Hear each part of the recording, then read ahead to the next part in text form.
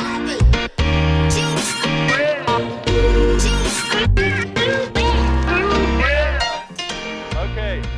Hey, so glad that you have all had a chance to meet someone new. Let's hear it again for Workman Neidiger for providing lunch.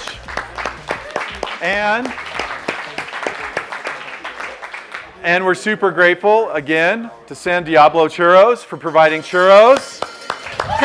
Woohoo! Those are not just any churro. If you didn't get one, you need to make sure you do. Those are amazing. We're also pleased to hear today from Scott Porter. This is our featured founder series. This is where we have a chance to interview a successful entrepreneur. And that interview will take place by our very own Rebecca Palmer, who is over PR and communications here at RevRoad. She helps our companies get great placement in all kinds of different publications. One of our companies that we launched at CES this year, she made sure that we got media spots in over 90 different publications and shows. It was really great placement. Super excited about that. And she helps a lot of our companies with those types of things. So she'll be conducting the interview today, and Scott Porter will be the one who will be our featured founder. We'd like to welcome them to the stage, so give them a round of applause.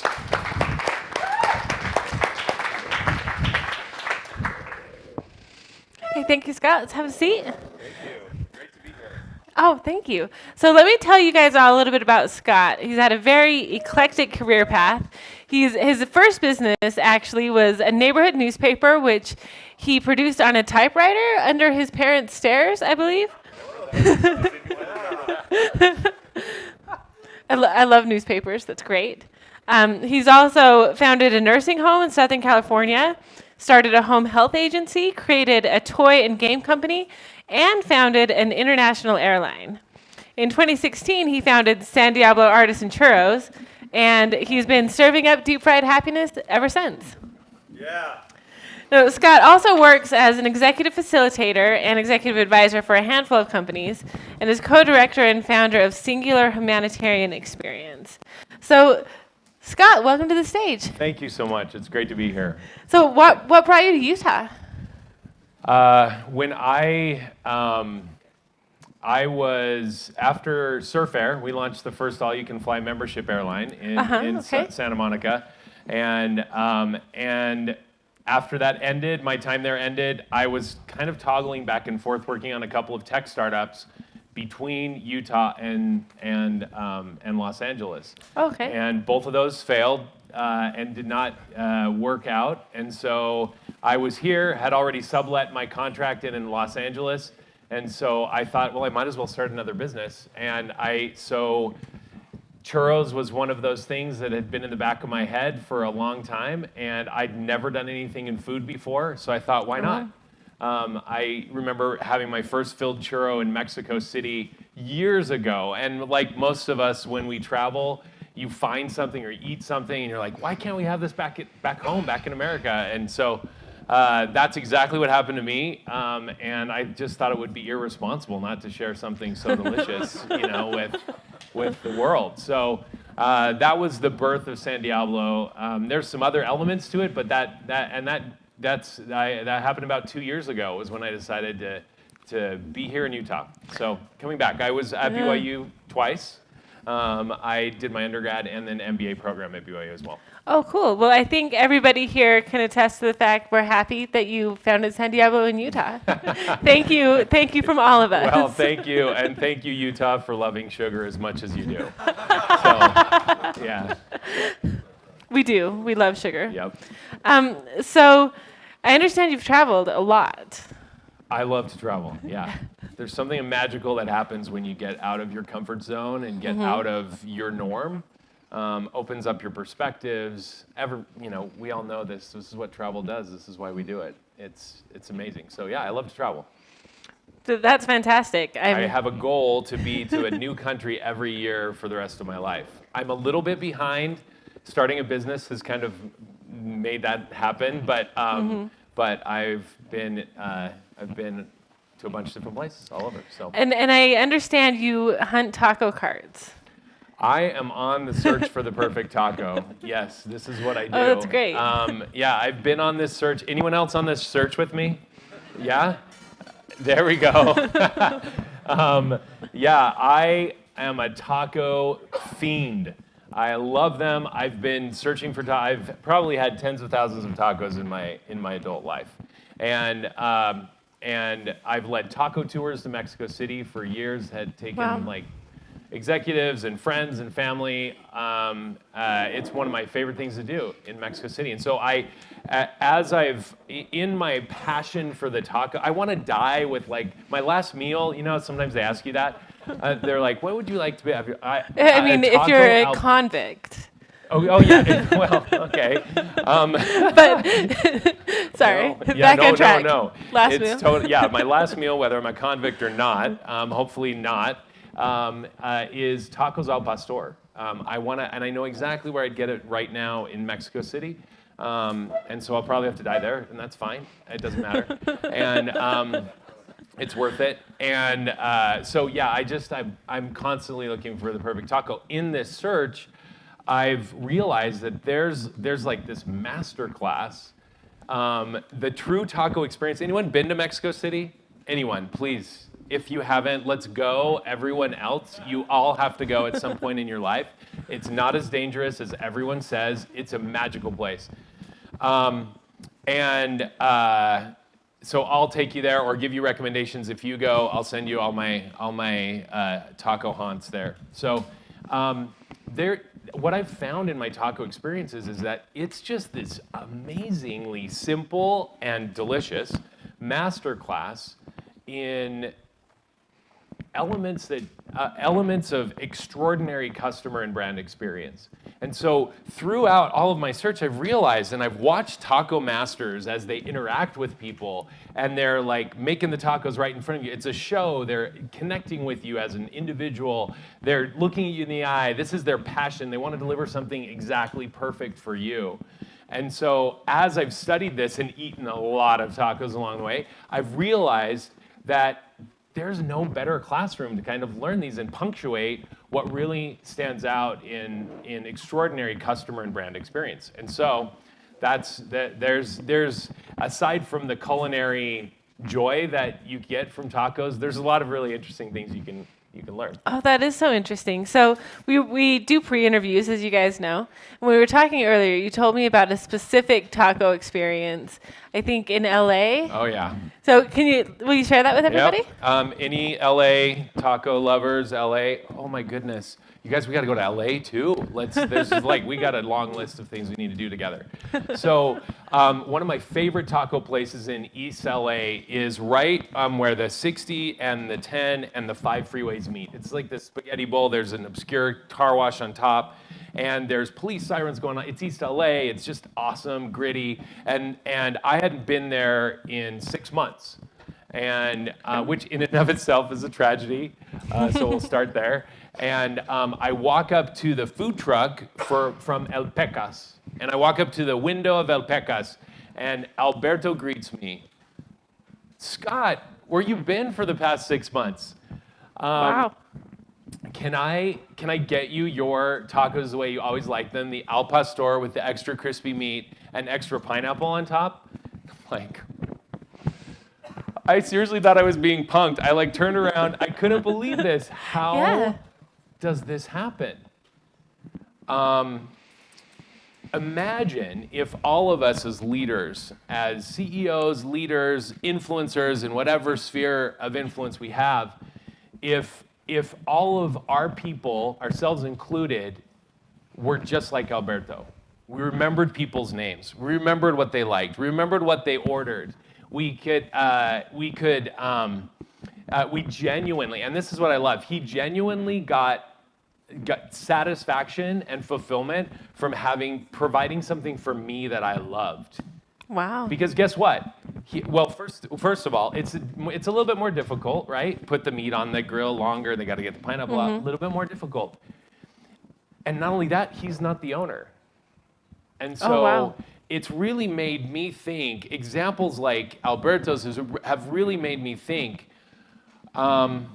what can we do as leaders, as CEOs, as influencers to create something that's so special that and so personal that it's making a lasting difference. I've shared this online. I've told this to thousands of people, and it's such a tremendous example. Imagine if all of us were like Alberto, you know? Wow. So that's what I want to share. I want to share those types of experiences so that we can all craft something that's exceptional and really gets to what the previous speaker was talking about, traction.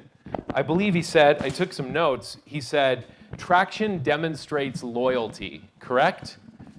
Mm-hmm. Yes. Traction demonstrates loyalty. How do we get loyalty? How do you build traction? Imagine if Alberto's principles you enacted in everything you do as a business or an organization.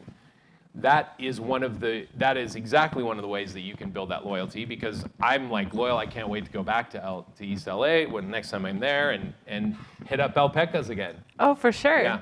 So with all the different businesses that you've created, has this been kind of a common theme, would you say?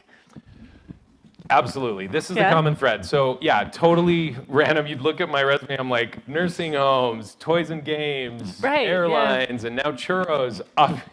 No perceived connection to all of those things. The common thread among all of them is this absolute obsession and passion for crafting this extraordinary customer and brand experience. A lot of the similarities with many of those industries are a lot of them have terrible reputations. Right, and nursing homes. Nursing homes. Yeah, I'm thinking we had it last time. We had a story about Southwest Airlines, I think. Okay. Southwest breaks guitars. United, yeah.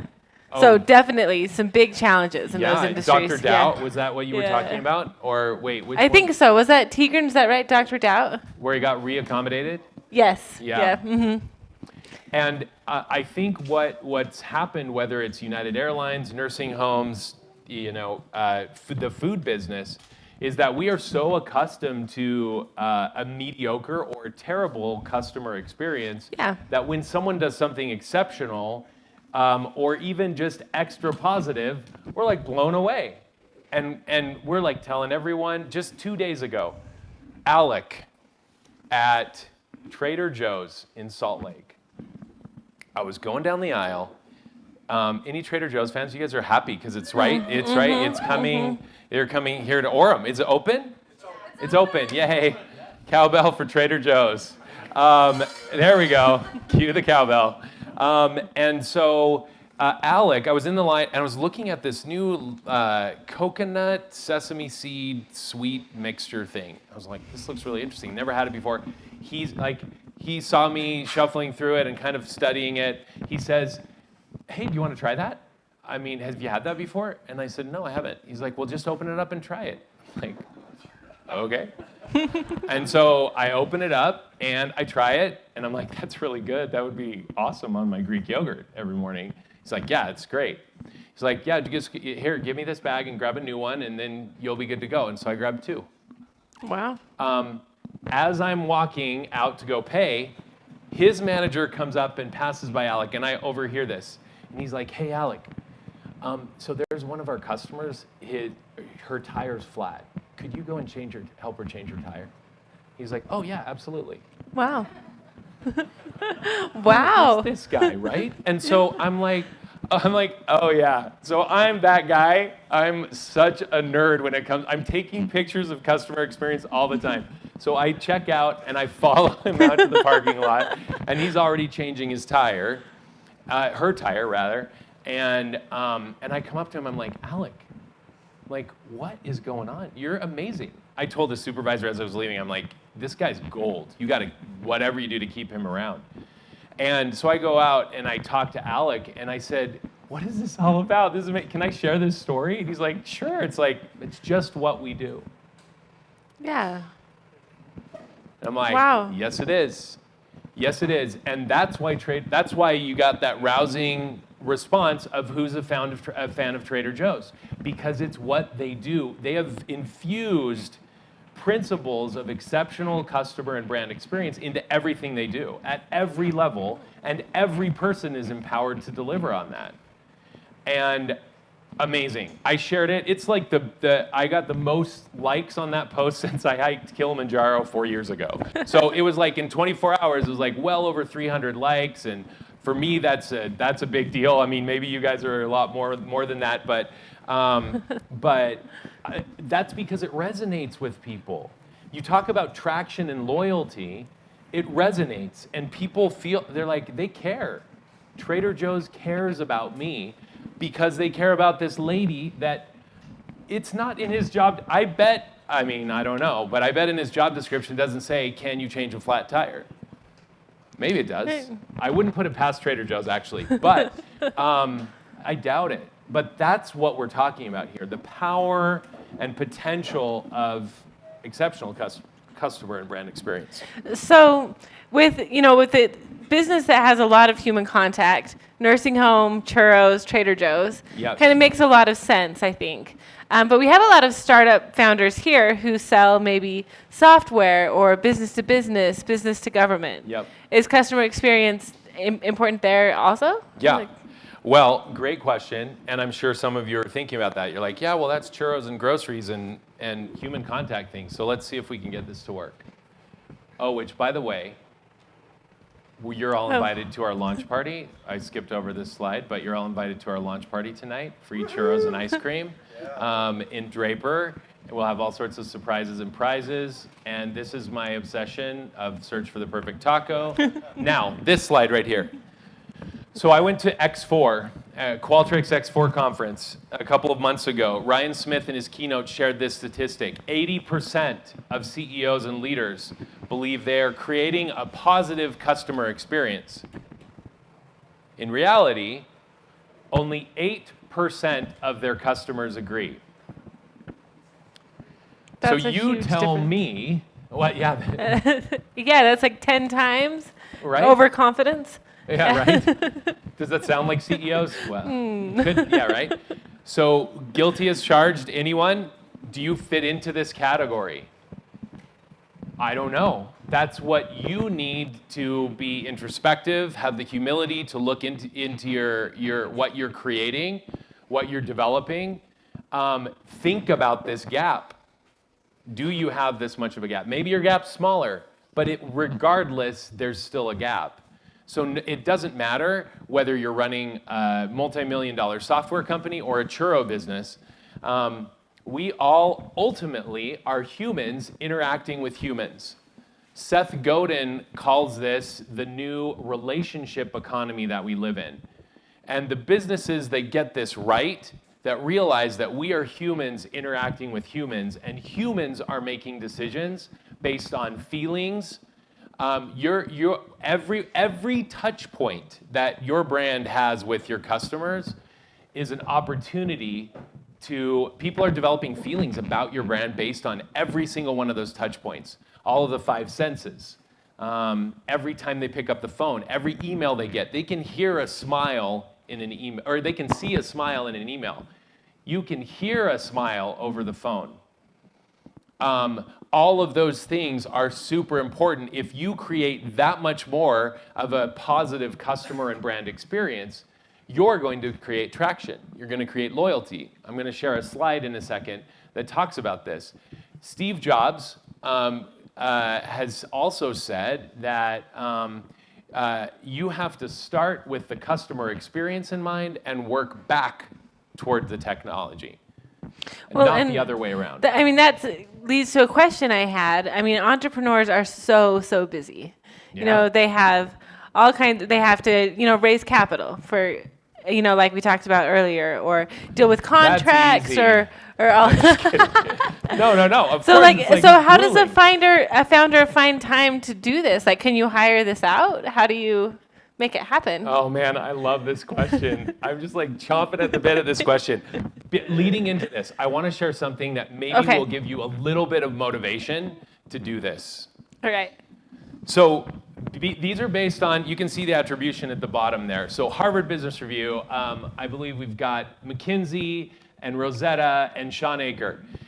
Companies that create positive customer experience or positive CX can expect 140% more spend from their customers, an increase in revenue of 15%, decreased cost, increased loyalty, increased happiness.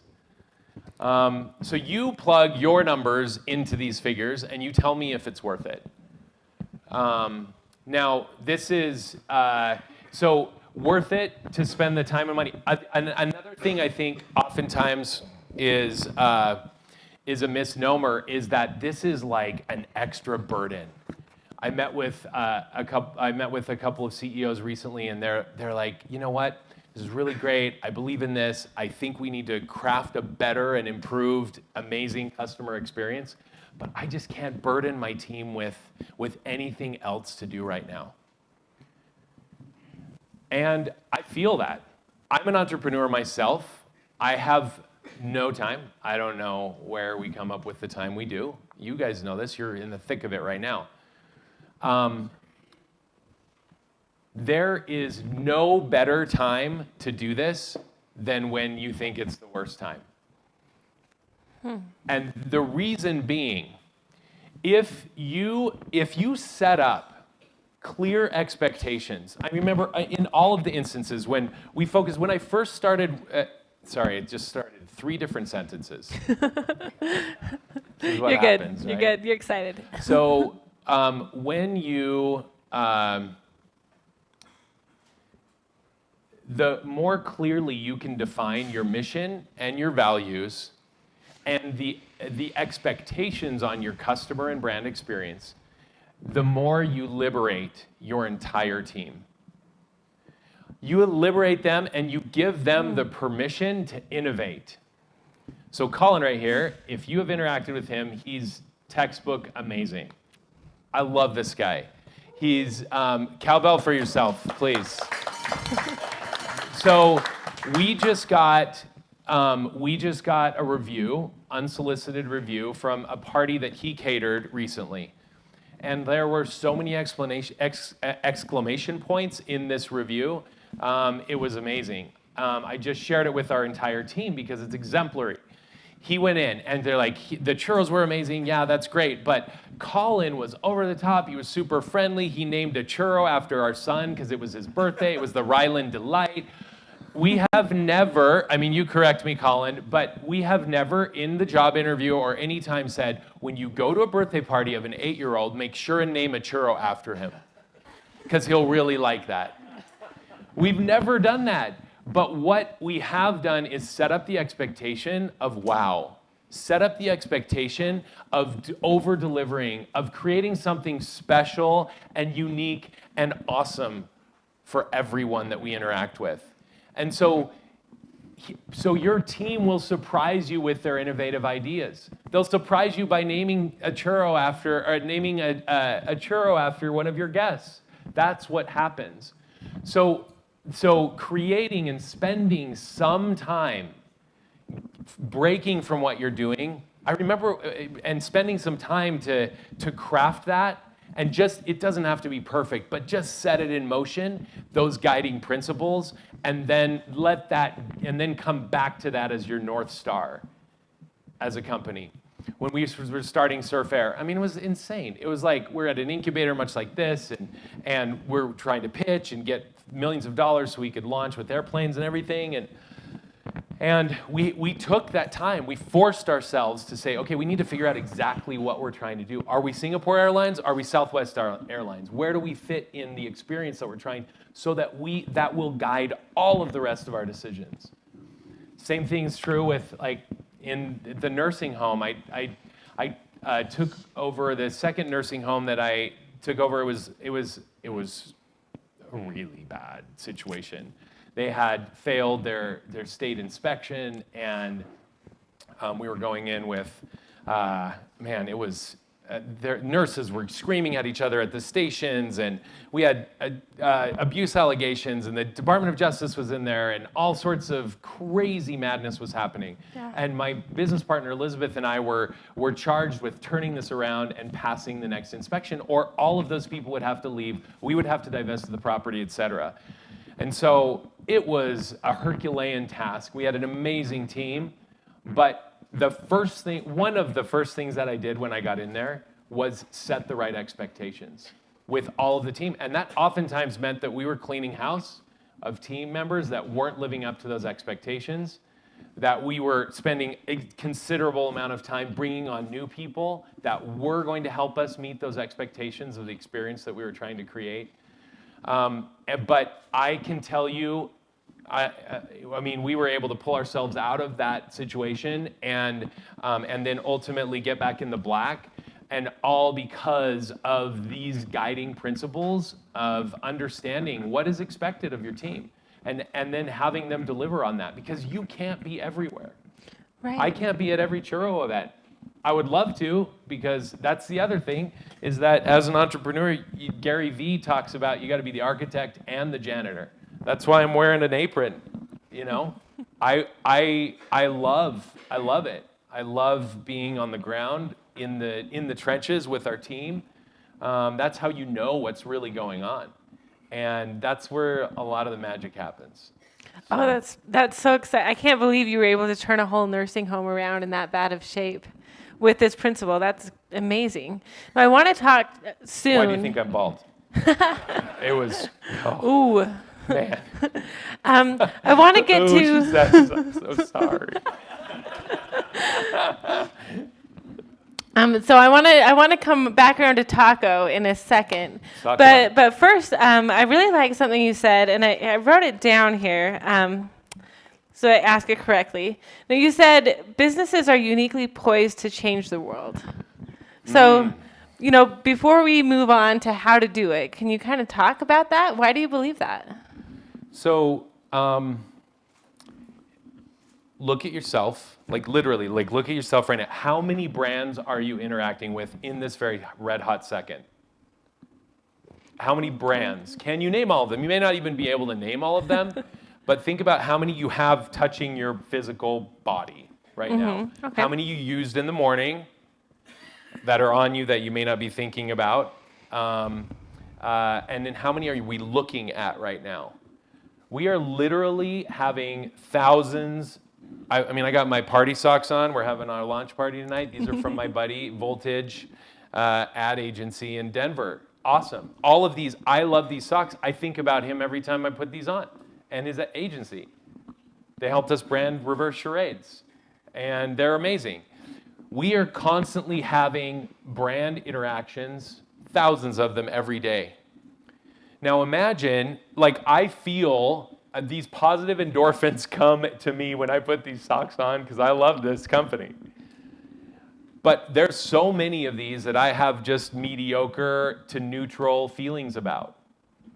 Now imagine if every one of these brands cared just 1% more, just one notch more about creating a positive brand experience for me as a customer, for all of us as customers. It would raise all of our levels of happiness, even just for a little moment. Imagine, like, let's say we have a great experience here at RevRoad or wherever you are today. We were great experience, positive, awesome. We interacted, met new people. You guys are fantastic here. We leave and someone rear ends us coming out. We're going to react very differently than had we had a horrible experience here. Someone was really rude to us. Like I fell and slipped and broke my ankle, whatever happened, we're like, have a negative experience. We're going to react very differently than we would after someone rear ends us outside. The point being, I believe that businesses have an opportunity and even a responsibility to create positive customer and brand experiences and care just a little bit more about the human nature of the business transaction and make it an interaction. And if businesses did that, we will have this rising tide of happiness that goes all over the world, because this is me seeing you as a human, not as how much money can I squeeze out of you, you know? How much work can I get out of you? If we change our mentality if anyone has spent time in Nepal, it's such a beautiful beautiful place, they live this mentality of namaste, which means the divine in me recognizes the divine in you. If all of us as business owners, business leaders, family, you're leading your own family, we're all leaders of our own personal brand.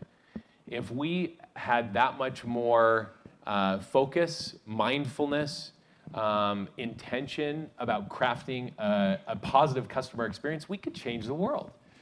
Yeah. I really, truly believe that. And that is why I am so passionate about this, because I see the impact that it has. I've felt it in the businesses that I've worked with, that I've run, and I see it in examples like Alec from Trader Joe's just 2 days ago that punctuates this to me. This is the key to traction, key to success. Well, I love that. I love that so much. Everybody write that down. I remember it. So we're kind of short on time. Should we talk about taco? Let's talk. All right, let's do it. Let's do it.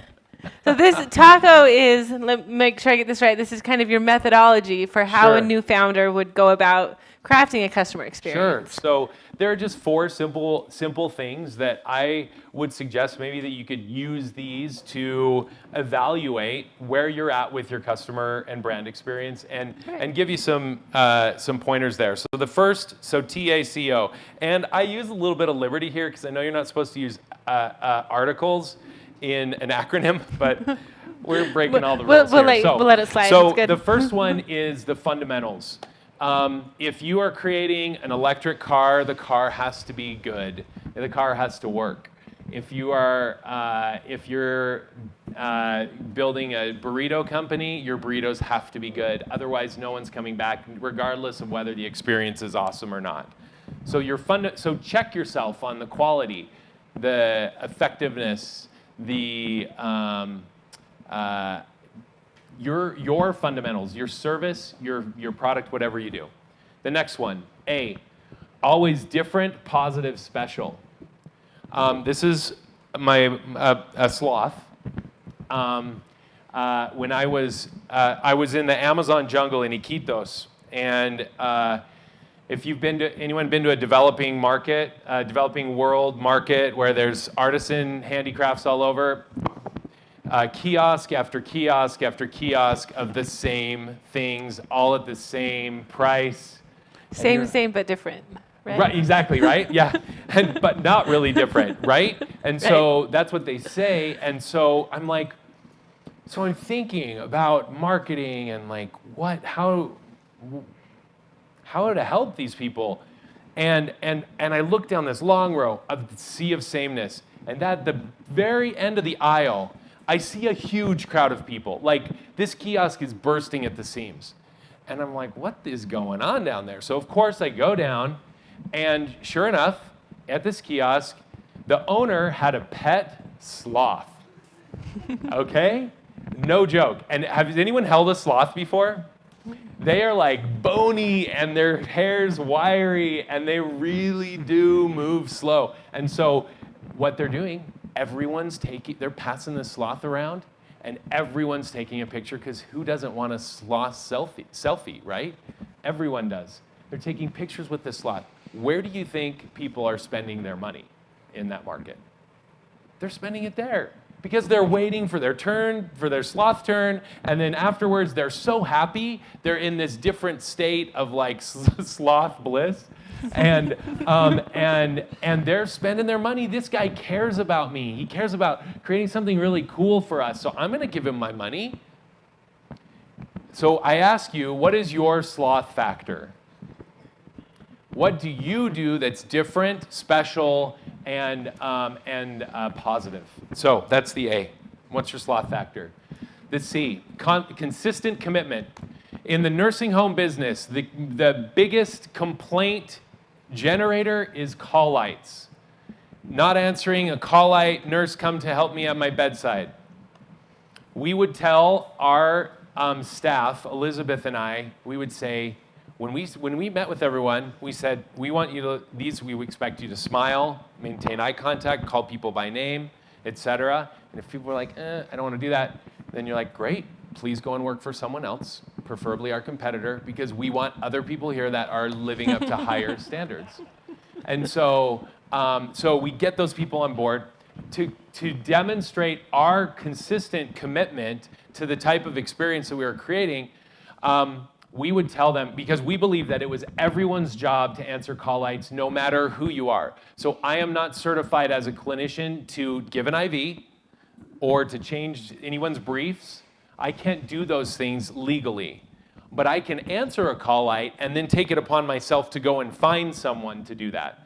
So we would tell them, we said, if you ever catch us passing a call-out and not answering it, we will give you $20 out of our pocket right now. And so what do you think? Everyone's watching all the time, right? And sometimes I think even the CNA, they may even like been in the room and tested us, like turn on the call-out just to see if we would answer or not. This demonstrated our consistent commitment. I'll also never forget Elizabeth, my business partner, director of nursing. She dressed so much to the nines, you'd think she was like the first lady of Guatemala. I mean, and she's from Guatemala, and she's like amazing. Heels, like just, the most amazing nurse ever. And I'll never forget, it's like, where's Elizabeth? I haven't seen her in a while. One of the nurses comes up to me. She's like, oh, she's dumpster diving. Someone forgot their dentures on the lunch tray. And so Elizabeth's out there in her heels digging through trash. Do you think that any of those nurses wouldn't walk through fire for Elizabeth? I would too. Consistent commitment. It starts at every level. And it is at every level, starts at the top. Consistent commitment. Mm-hmm. Last one. Oh, wow. Again, the article, I'm sorry, but oh, wow. This is a picture of a taco place in Mexico City. They've been around for about 53 years making tacos as long as your arm, called Los Machetes, because they look like machete swords. So this picture here, there's a video that goes with it, but the picture here that I took, this was something that I've shared with so many people. They were like, Sami, just, gushing over these tacos, and this is so amazing and awesome. Amparo, who's the owner, she's like, I don't even know, 65 years old, still there. She's like, hey, do you want to learn how to flip them? I'm like, yeah, of course. And so she invites me. That's not me. Those aren't my hands, but those are the hands that trained me. And so she had me come around, and she's like teaching me how to flip these. I was a disaster. Meat was getting all over the place, and I was having the time of my life flipping these tacos. I know it's like the most simple thing,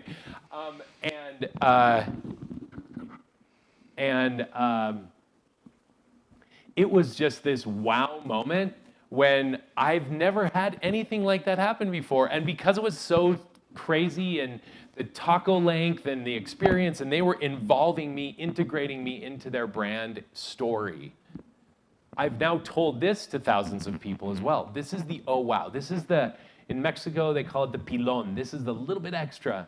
This is the cherry on top. This is the surprise and delight. And so what are you doing to surprise and delight? All right, I think we need to jump to audience questions. Where is AJ? He's been so excited to ask this question. Oh boy, I'm scared. All right, is this on? I'll yell loud. So Scott, looking at your churros and knowing that Utah loves sugar, right? Yeah. Are we gonna all look kind of like you if we eat a lot of your churros? Well, I exercise to eat, and so I love food so much, obviously. So true confessions, it's been now, it's well over 10 years since I've had refined white sugar. Wow. Oh gosh. Cowbell right there. I think it's crazy. Oh my gosh, I don't know. No, I think it's crazy, and what's that? And living in Utah. So I have had our churros. For the record, our dough doesn't have any sugar in it, and we do make some fillings that don't have refined white sugar in it. So, yeah. Awesome. So, But yes. What's that? Sorry. Oh, go ahead. Yeah, audience question. Why Saint Devil? Oh, great question. So when I was coming up with the name, they were talking about like trademarks and a little bit earlier. So when I was coming up with the name, it all happened very fast. We started the company in like about 3 days, and so I was at home, and I had been thinking about it, but I went down this path of they're so good, they're like sent from heaven, they're divine, so Saint Churro, Holy Churro, all these things. And then I was like, okay, well that's great. And then I went to the flip side. It's like, yeah, but they're so bad for you, and they're so tempting, and they're so like wicked and evil. Like get these churros hence, sort of thing. And I was like, so I was going like devil, Diablo, churro, all of these iterations. And then I was like, well, what if I just like mashed them together? And I did like Saint Devil, which is obviously an oxymoron. And so I was like, trademark search. No one had claimed it. I'm like, boom, that's what we're doing. And so we like to say they're heaven sent wicked good, is what we say. And I was longing for a brand that had some heft to it. That brand that had character, a brand that we could do something with regards to experience. And so we've totally embraced the angel and the devil, and we wear horns and halos, and it's incorporated into our secret menu, which you need to find out about. We got Diablo cinnamon sugar, which is spicy cayenne cinnamon sugar on the outside, and Inferno cinnamon sugar, which is habanero powder with cinnamon sugar. So those are on our secret menu. You now know all the secrets. Not all of them, but some of them. And we just like to incorporate it into everything that we do. And so I wanted something that we could play with, that we could have fun with. So, yeah. So Saint Devil, San Diablo. Oh, that is so fun. Well, let me ask you the last question we like to ask all of our entrepreneurs at this Featured Founder series.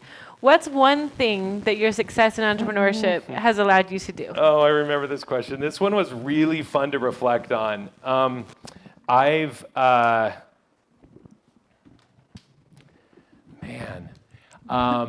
Because it was fun to reflect on because everything from because of the taco stuff, we just got back from a taco tour and got in the ring with luchadores we put on our stretchy pants and the mask and we're slamming each other, and they taught us all the techniques. That was several months ago. It was amazing. I was able, because we were pitching investors for Surf Air, there were a couple of really cool things that we got to do. I was alone with Jared Leto and his assistant, pitching him to be an investor in Surf Air, give him an elbow bump because he doesn't shake hands, and got to talk with him and share and pitch him Surf Air. And then our CEO came, and we both were there for a bit, and he ultimately ended up investing. That was super fun. Tim Ferriss. We also pitched Tim Ferriss. Didn't end up investing in Surf Air, but we went to lunch with him, and like a fan geek I was, he had inspired my brother and I through his book, The 4-Hour Workweek, which I highly recommend. And we created Reverse Charades because of that book. And so I gave him a copy of Reverse Charades. I'm like, I'm that guy. I know you probably get these all the time, like gifts of thank you so much. But yeah, so that was really fun. But I think more than anything, it's allowed flexibility, even with the intensity of the time commitment. Entrepreneurship has allowed the flexibility to spend time with with the people that I care most about, and that's really been, and being able to be there for people in really important times, and just to spend time with people in flexible times, because that's what an entrepreneurial ventures allow you to do. Definitely. So, yeah. Well, thank you so much for coming today. Let's give Scott a hand. Thank you for having me. Oh. Hang on. Let me turn this one off. I also have something for everyone, too. Please, go ahead. So, because everyone needs deserves churros. If you look under your chair, you should have my business card, so please stay in touch, as well as a scratch and win for free churros. And then someone on your, someone has also a black napkin that says Felicidades on it. I don't know who. Hey, oh, right there we there. go. Okay, so Yeah. he gets, I have this shirt. This is not the right one for you. But this can one wear it home. that says live every day like it's Taco Tuesday. So I have one of these for you. This is just a sample. And thank you so much. That was great. So excited to have you here. Thank Yeah, you so thank much, you. Scott. And we have a nice gift for you. Sophie, you want to come and share this? wow. We hope you'll enjoy this. Oh, and thank you. Just think That's of all so how nice. many tacos and Oh, churros man. you can fit inside. That's of how I this. think. I'm like, Yes. no, yeah, exactly. Yes. I got it. We're so grateful Thank to you. you and for everything you shared. Just before we finish, I'm so grateful for what he shared, and I hope you have found something that you can take and apply. Has anyone found something you can apply in your business today? Yeah, me too. And having been to Nepal and having seen the Namaste it's real. approach, it is real. Yep. And I think whether you get it from a foreign culture in Namaste, whether it's you really believe that everyone else is a child of God and you treat them like one, whether you get it from karma or wherever it comes from, it completely changes not only your customer's experience, but your life experience as you do. So thank you Yeah. for leading the way on that and Thank for you. showing us how to apply it in a business setting. Absolutely. Let's hear it for Scott. Thank you. Thanks, buddy. Thanks for having me here. I enjoyed it so much. Thank you. Anytime. And I want you to notice, you see what he's wearing? Yeah, and you see what Colin's wearing? I mean, it's those little differences that just go beyond the expectation and dazzle and delight your customers. Shirt and tie. I saw this for the first time. The first time I saw Diablo tacos, churros, was Someday. was at a street fair in sweltering heat, and his whole staff was wearing shirts and ties. So can I follow up with Yeah, that? come on. So we were at Love Loud on Last week. Saturday. It was madness. I felt so bad. People were waiting in line for way too long. But I was like getting a churro trio ready for someone to purchase, and she's like, "Yeah, you guys, what kind of boss do you?" She's talking to me. She's like, "What kind of boss do you guys have that makes you wear ties like this?" I'm like, "Yeah, what a jerk." That's awesome. So here, I love that. Here at RevRoad, we call that +1. It's one of our values. Whatever your expectation is from your customers, make sure you're doing something +1. That plus. And as long as you do that, you're going to have that delighted customer experience. So today, I hope you take away with you the importance of traction as you look at having others chase you to raise capital. And I hope you take away taco and +1. Thanks, everybody. And oh, sorry, I almost forgot. I'm going to get in trouble. Yes, thank you.